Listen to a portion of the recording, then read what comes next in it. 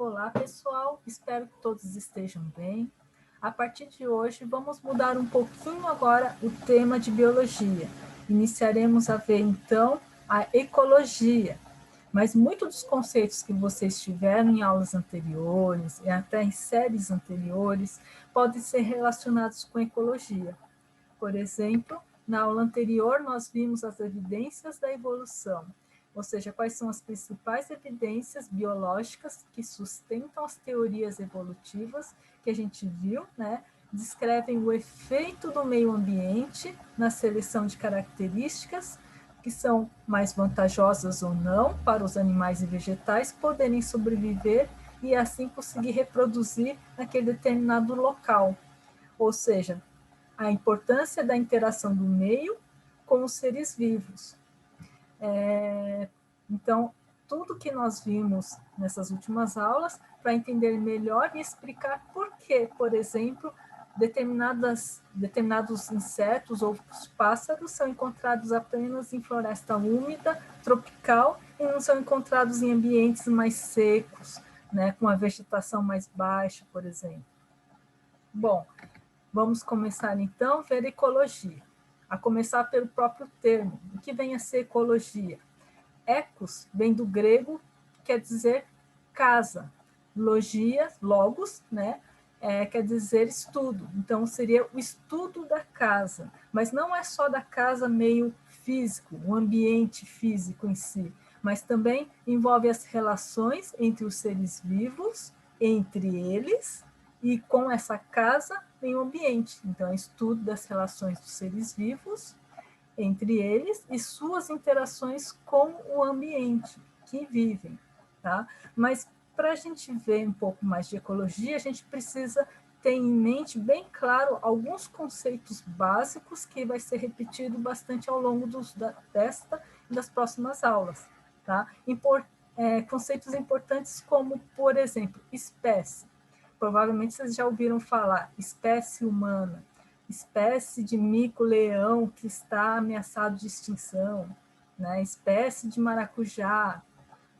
O que vem a ser, então, a definição de espécie? Né? Espécie é um conjunto de indivíduos que apresentam características semelhantes e a parte mais importante, que são capazes de cruzar e gerar descendentes férteis. Lembrando também um pouquinho sobre a nomenclatura científica de espécies, né? Ela é binomial, ou seja, formada por dois nomes. A gente tem que destacar no texto, então colocar em itálico ou grifar, tá? Porque geralmente são termos que derivaram do latim, então a gente precisa destacar no texto.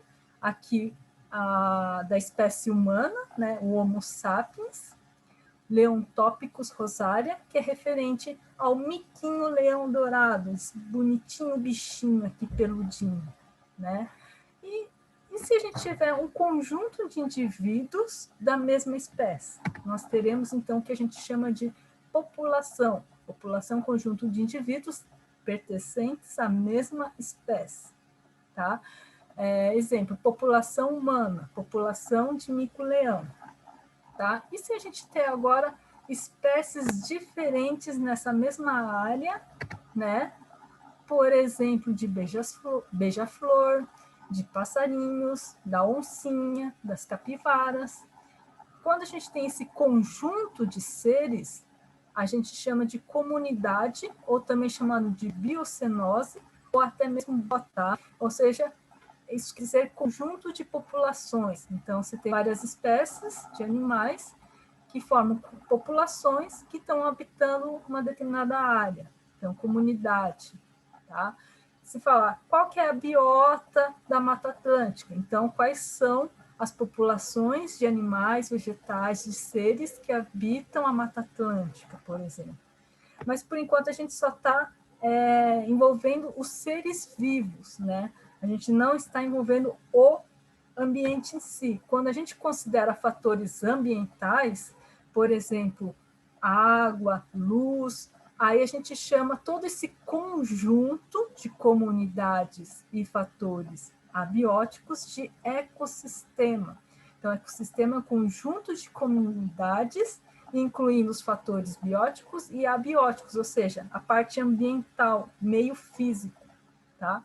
Lembrando que os fatores bióticos, então, são todos os seres vivos, então, animais, os bichinhos, as plantinhas, as bactérias, os funguinhos, né, os protozoários que habitam esse determinado local. E quem são os fatores abióticos? Então, a luz solar, que altera a temperatura local, dá calor, claridade para fotossíntese, salinidade, água, sais minerais que podem ser obtidos das rochas encontradas nesse ambiente, né? Então, tudo isso é um ecossistema, tá? Lembrando que ecossistemas podem ser terrestres ou também aquáticos, né? Ou seja, no fundo do mar, a gente pode ter um ecossistema formado por algas, seres fotossintetizantes, os animais, moluscos, por exemplo, né? E um conjunto de ecossistemas. Um conjunto de ecossistemas vai formar o que chamamos de bioma, né? Bioma da Mata Atlântica. Aqui tem uma foto linda, maravilhosa. Veja que pode envolver ecossistemas aquáticos e terrestres, né? O bioma da Caatinga, que tem uma grande biodiversidade, tá? Muita gente acha que Caatinga só tem cacto. É mentira, gente. Não é só cacto. Tem uma série de vegetação que fornece abrigo e alimento para uma grande diversidade de animais, tá? Nessa região habita, são encontrados, tem uma grande biodiversidade também. Então, não é só cacto. Tem gente que acha que, por ser seco, não tem ser vivo. Tem sim, tem uma grande diversidade, ela é riquíssima. Outro conceito muito importante é o conceito de ecótono, que é uma área de transição entre dois ou mais ecossistemas. É uma área considerada extremamente importante, pois ela apresenta uma maior variedade de espécies de seres. Um exemplo, eu estou mostrando aqui, é a Chapada da Diamantina, que é encontrada mais no sul-oeste da Bahia, tá? E lá encontramos elementos pertencentes à área de cerrado, mata de altitudes, da caatinga. Então, veja que aqui é como se fosse uma área de transição, né? Uma borda entre 2 ou 3 ecossistemas diferentes, e por isso que pode abrigar animais e vegetais que pertencem a esses 2 ou 3 ecossistemas diferentes. Tá? Aqui é só para representar, então, uma área aqui que compreende o ecossistema 1, aqui o ecossistema 2, e o ecótono é uma área em comum a esses 2 ecossistemas, e que, por isso, apresenta maior biodiversidade. E isso daqui também já caiu bastante em vestibulares importantes, né? Porque o ecótono é considerado uma área de maior biodiversidade, porque ele pode apresentar espécies desse ecossistema X e também espécies desse ecossistema Y, e se tiver ainda um terceiro ecossistema que é associado, também pode apresentar espécies de ecossistemas diferentes reunidas na mesma área, tá? Um outro conceito importante é biosfera, que é um conjunto de todos os biomas. O único exemplo que nós temos é o biosfera planeta Terra, tá? É um conjunto de todos os biomas encontrados no planeta. Agora, um outro conceito muito importante que muita gente se confunde, que eu preciso enfatizar, é a diferença entre habitat e nicho ecológico. O habitat, ele remete o lugar, ou seja, o local provável que encontramos o indivíduo de uma determinada espécie ou vários indivíduos de uma determinada espécie. Tá? Então, um exemplo, uma árvore pode abrigar um casal de passarinhos ou até mesmo uma população de insetos, de formiga, por exemplo, em uma lagoa do Pantanal, a gente pode encontrar provavelmente os crocodilos, os jacarés, né? No caso, o habitat, ele remete apenas o local específico. É como se a gente fizesse uma analogia para os seres humanos, é como se fosse um endereço. Qual que é o endereço, o lugar, né, mais provável de encontrar uma pessoa, de uma determinada pessoa? É claro que essa pessoa pode estar trabalhando fora de casa o dia todo, né? E só voltar para sua casa, né, à noite. O mesmo também pode ocorrer com os bichinhos, né? Mas é aquele local mais provável de a gente encontrar a pessoa. Então, é o endereço de uma casa.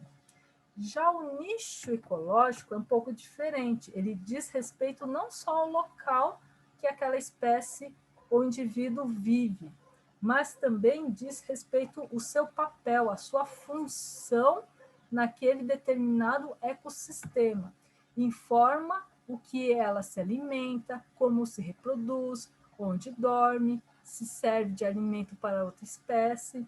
Então, por exemplo, aqui estou mostrando um veadinho do campo, ou também chamado cervo, que se alimenta de determinadas gramíneas, né? Ela pode servir de alimento, ou seja, de presa para um jacaré. Ela precisa de uma determinada quantidade de água, né?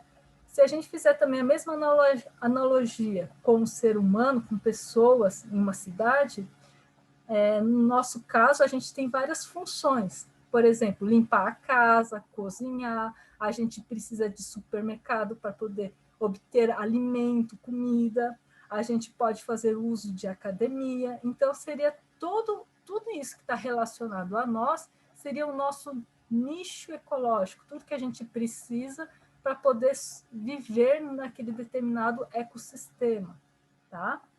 Uma coisa importante que veremos um pouco mais para frente é que quando duas ou três espécies diferentes que têm nicho ecológico muito semelhantes, né, e vivem no mesmo local, eles passam então a competir, ou seja, existe uma relação de competição, uma vez que eles vão precisar de basicamente dos mesmos recursos para se alimentar, para poder habitar, por exemplo. E nessa história de competição, uma dessas espécies pode ser prejudicada, ou seja, desfavorecida e até mesmo eliminada ao longo do tempo, justamente por apresentar nicho ecológico semelhante.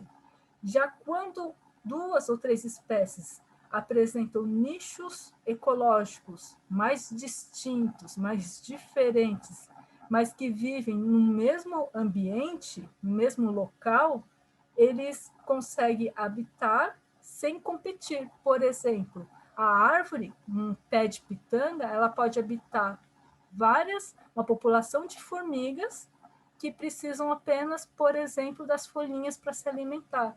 Mas esse pé de pitanga também pode abrigar ninho de passarinhos, né? Uma vez que eles têm nicho ecológico diferente. O passarinho ele não se alimenta das formigas. O passarinho às vezes prefere também comer as pitangas, o fruto em si, e não as folhas, e também comer outros tipos de inseto. Então eles não competem entre si, apesar deles viverem no mesmo pé de árvore, eles não competem entre si, porque o nicho ecológico, o papel ecológico que eles desempenham, são completamente diferentes. Bom, espero que tenham gostado da aula de hoje. Até a próxima!